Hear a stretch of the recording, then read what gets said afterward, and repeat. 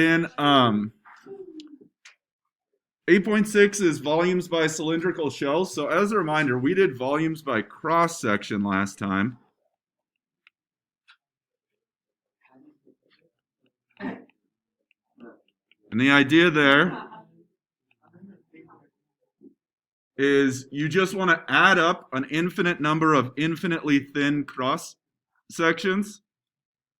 So the formula just became the integral of the area of a cross section dx. Now you could also do this with respect to y if you're stacking the cross sections vertically, but then you would have to solve your area function as a function of y. There were a couple examples of that, I think, in the MCQ. But there does arrive certain instances where it's impossible to use cross sections. So think about this graph. This curve is y equals 2x squared minus x cubed. And I want to rotate that around the y-axis. So I'm going to sketch in kind of what that does. So that's going to give us, when I rotate it 360 degrees, some sort of a symmetric region on this side. And my cross sections, I would have to cut perpendicular to y, like this. And they would be washers, right? But I would have to stack them vertically, so my actual volume would be the integral of a of y, dy. And I would want to integrate from c to d, which would basically be from this y value up to the top y value. The problem with that is getting this as a function of y. It's not possible to get this as a function of y, meaning to solve for x. Because you wouldn't have a right function and a left function. This is all the same function, right? So that's an issue. We need another way to be able to find this volume, and that's where cylindrical shells kind of comes in. Now, are you guys familiar with the Russian doll toy, the Matryoshka? It's like a nested set of dolls inside each other. Oh, yeah.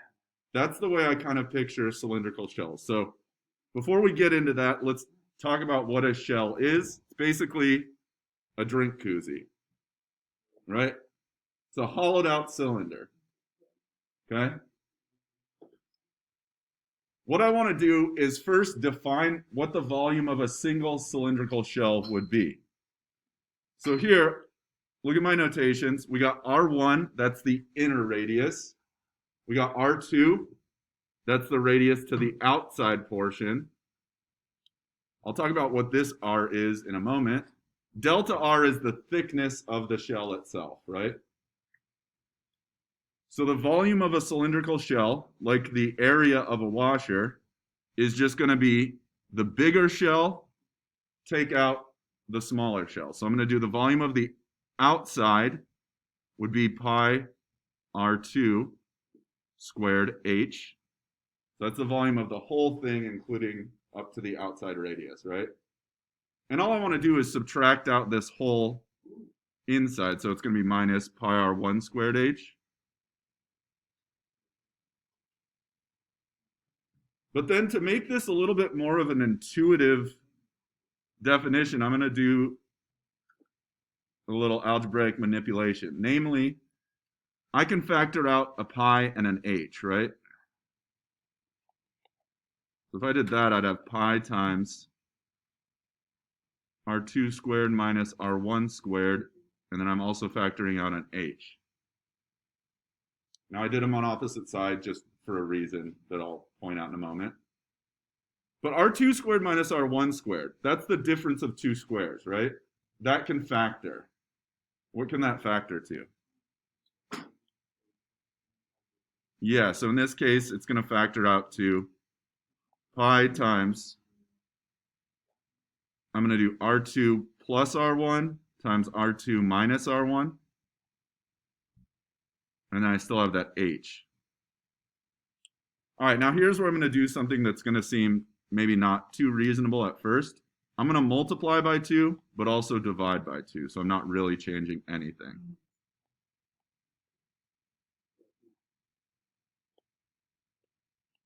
And I get this, right?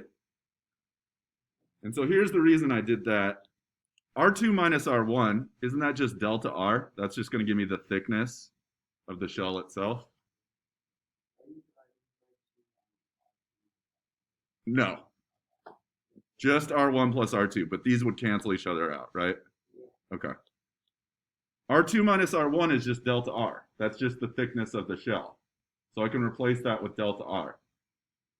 R2 plus R1 over 2, isn't that just the average radius?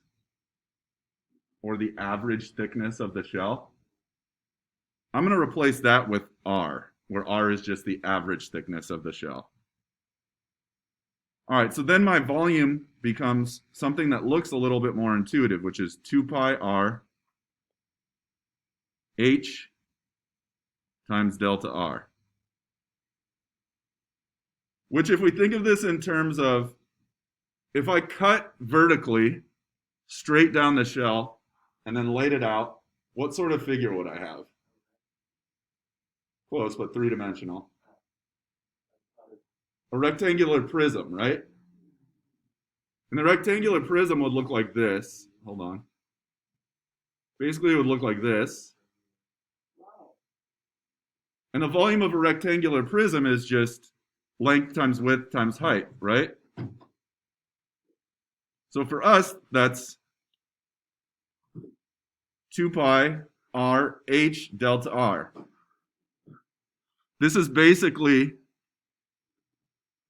circumference of the shell times height times thickness. And that gives us volume of a single cylindrical shell, right? All right, so I'm going to show you a video that's going to kind of illustrate how the cylindrical shell theory will work. So we're going to start here.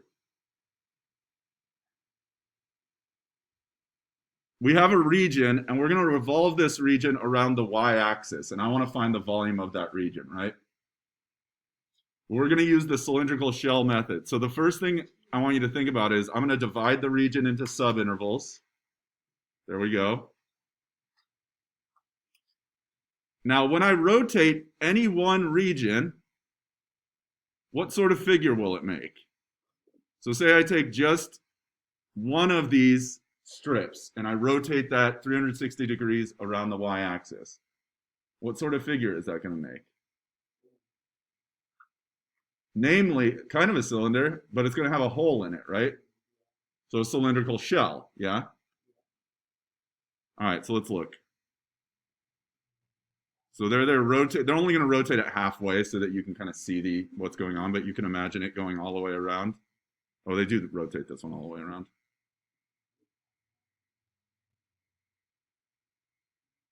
All right. So that's one cylindrical shell. Now, if we did it with every one of those regions, that would give us a pretty good estimate of the volume, right? But as long as we're using a finite number of subintervals, it's only going to be an estimate of the volume. This isn't going to get us exact volume, right? How can I get better estimates? Use more and more regions, right? If we want exact volume, we'll use infinitely many. So here, this is how I think of it as like Matryoshka dolls, because you can think of the shells, they're nested inside each other, building their way out to become a volume, right?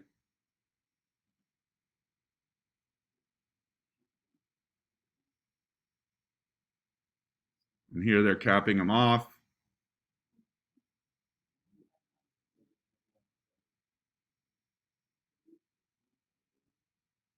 All right, and then here's what the actual figure would look like if we rotated the region or used infinitely many subintervals, right? Yeah, it's like a bundt cake. All right. Awesome. So that's our general idea. Now, we know how to find the volume of a single cylindrical shell.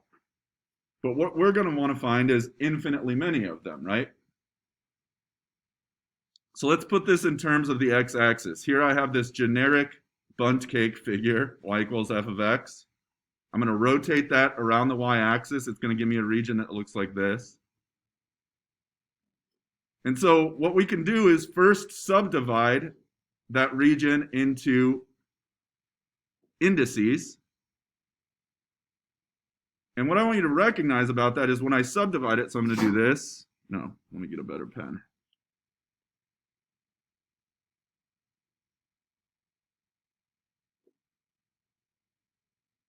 We could use right or left endpoints to get the heights of my rectangles. But let's just think about one subinterval. Let's say this one. I call that xi. If I rotate that xi by itself around the y-axis, it's going to make one cylindrical shell, right? It's going to be like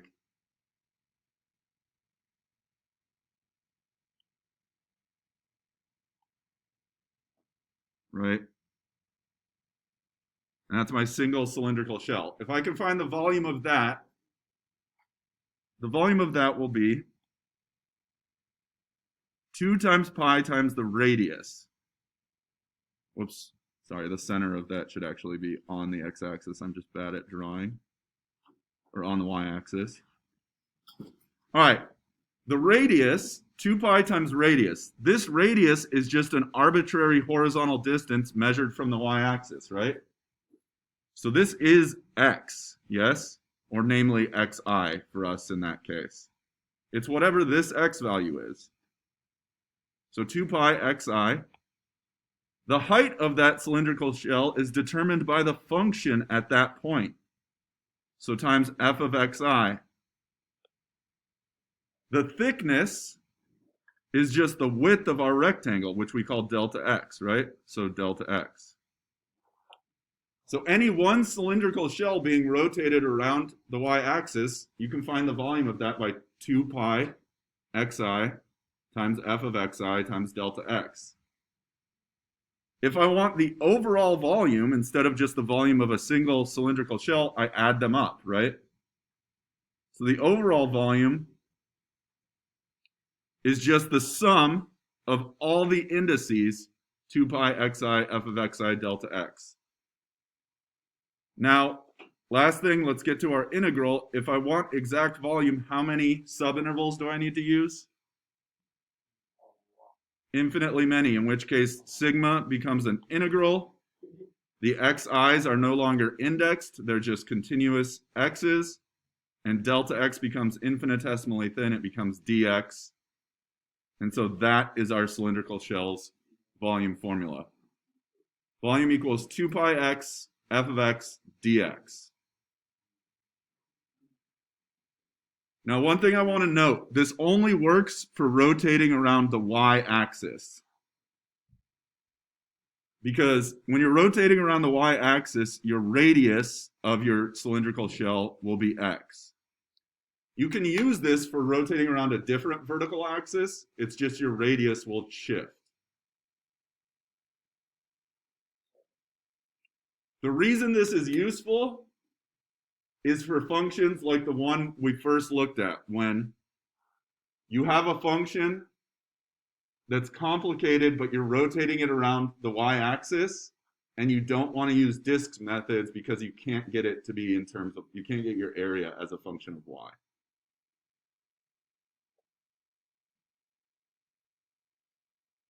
All right.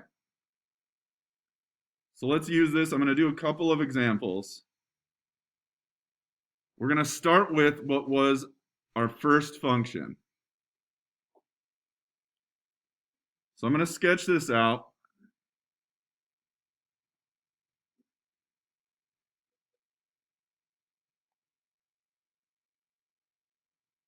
So that was this thing. And we're going to rotate that around the y-axis. So imagine rotating that 360 degrees. Comes out of the board, goes back in.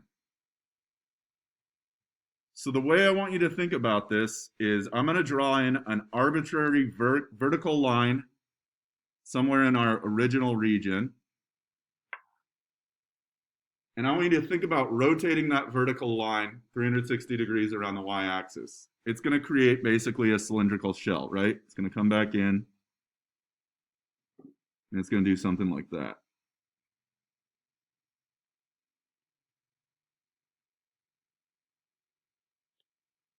So its radius is just this horizontal distance measured from the x-axis. So its radius is just x.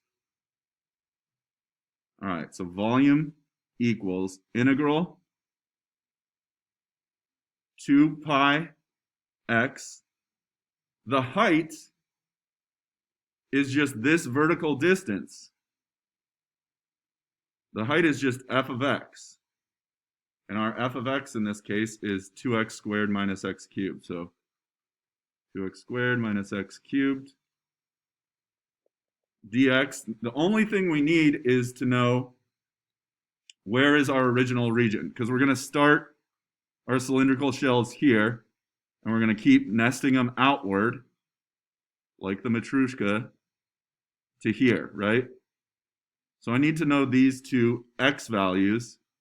Those are my limits of integration. Well, notice that those are just zeros of the original function. So I can just take 2x squared minus x cubed, and I can set it to 0 and solve. So factor out x squared, we get x squared and 2 minus x equals 0. You get x equals 2 and 0. All right, so my integral becomes 2 pi x. And remember, let's break this down. This is 2 pi x is the circumference of the shell. This gives you what portion of the shell?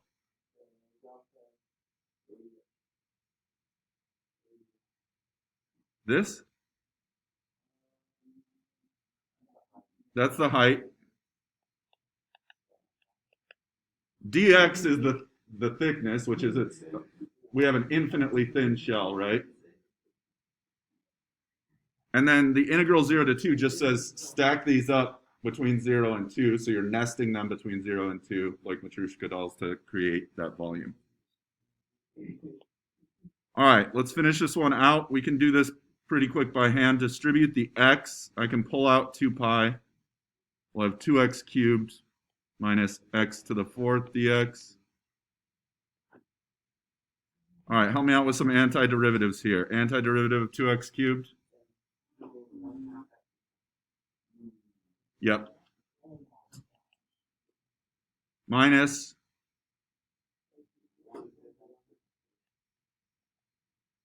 and then I'm going from 0 to 2.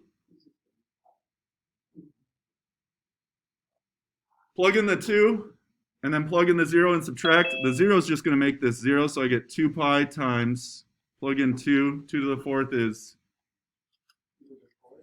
16, divided by 2 is 8. 2 to the 5th is minus 32 over 5. All right, I guess this we can use our calculator for, right? What is that?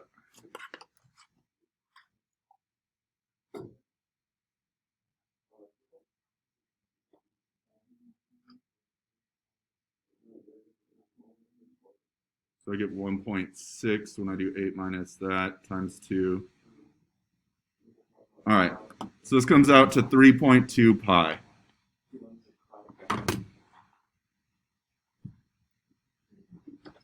Okay, I'm going to do another one. This one is from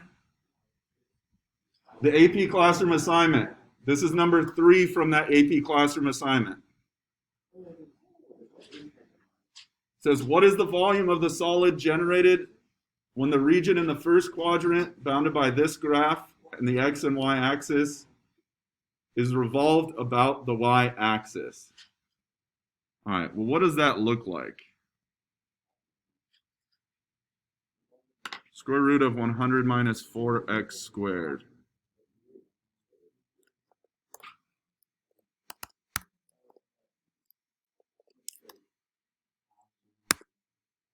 All right.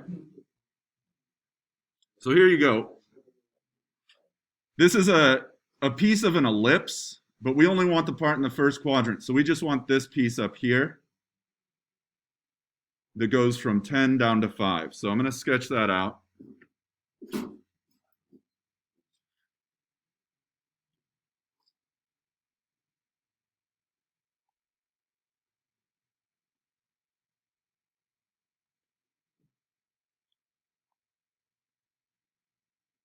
Oh boy. All right. So rotate this around the y-axis. There we go. Now, this is going to be much easier. Technically, we could use washers, right? If we used washers, our cross sections would be circular and we'd have to stack them vertically, which means I would have to solve this as a function of y. It's doable, but it's kind of messy, right? It's going to be much more straightforward if we use cylindrical shells in this case because we can keep everything just in terms of x. So draw in an arbitrary vertical line. Imagine that line being rotated around the y-axis as well. It's going to give us that cylindrical shell.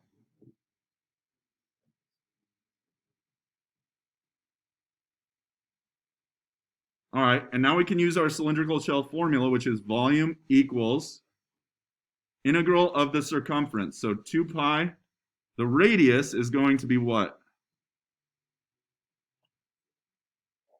That's just x. That's just a horizontal distance measured from the vertical axis. That's just x. So 2 pi x. The height is given by this. And that is our function y, right? So y is root 100 minus 4x squared.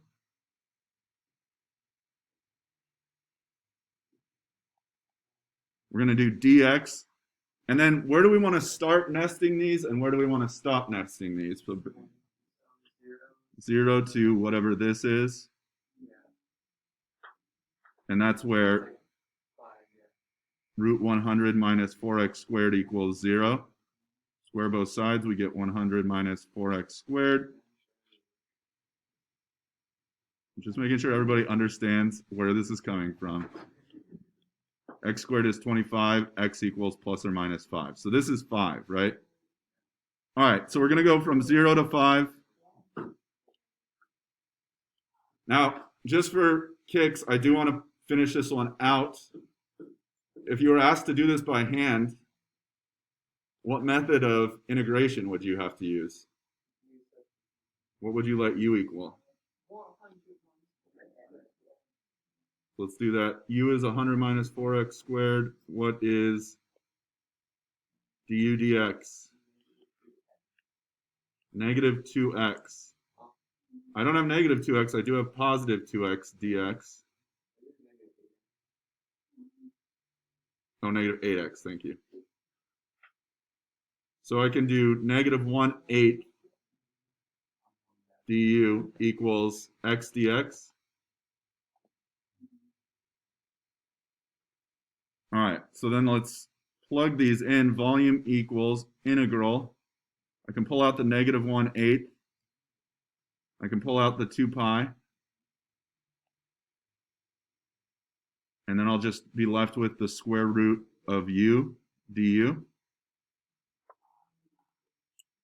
Because this is a definite integral, we can just update our limits of integration, and then we don't have to go back to x. So when x is 0, what's u? U is 100. When x is 5, what's u? 0. All right, so this equals negative pi over 4 integral 100 to 0 of u to the 1/2 du. Volume should always come out positive. If it comes out negative, you did something wrong. I don't think we did anything wrong. What's the antiderivative of u to the 1/2? So negative pi over 4 times 2/3 u to the 3/2 from 100 to 0. Plug in 0, you're going to get back 0.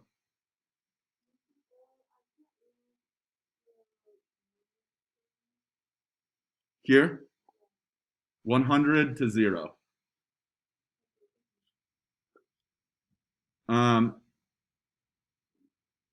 So we get 0 minus, and then it's going to be negative pi over 4 times 2/3 100 to the 3/2.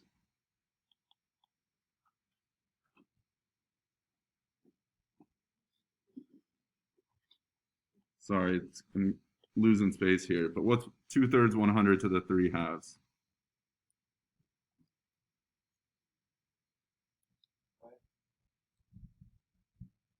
Okay, so that's 666.67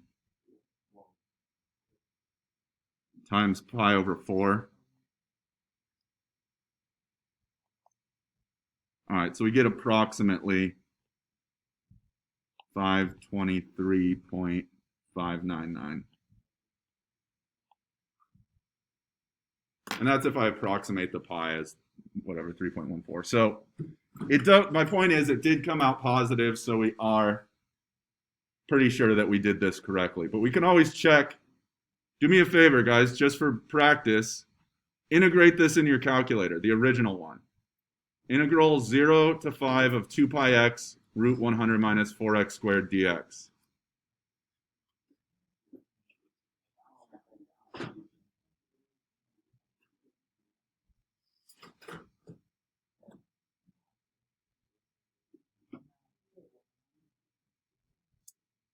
So to check our answer, Math 9, integral 2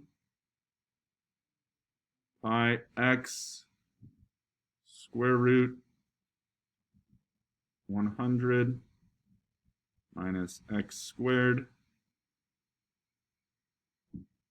comma, x, comma, what is it, 0 to 5?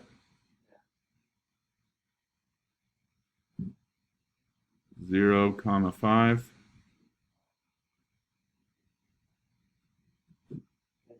Uh-oh. Oh, I messed up my integrand. It's not 100 minus x squared. It's 100 minus 4x squared. So do an insert 4. There we go. 523.599, just like we got.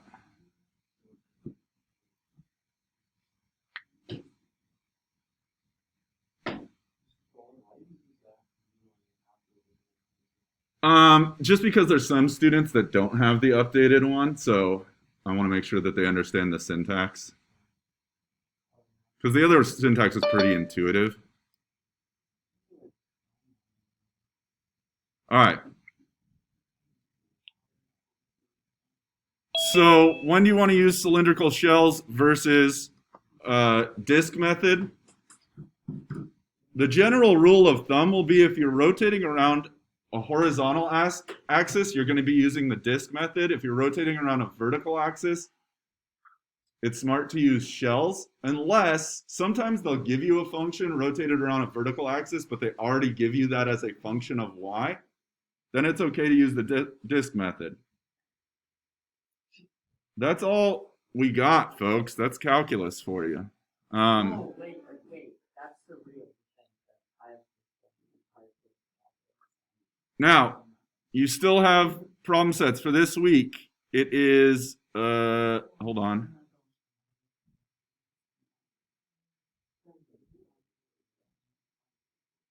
Yeah, we got a Unit 8 progress check, FRQ Part B, that I went ahead and put into Canvas. And then day 2, we're going to start review. We're going to be taking a practice exam.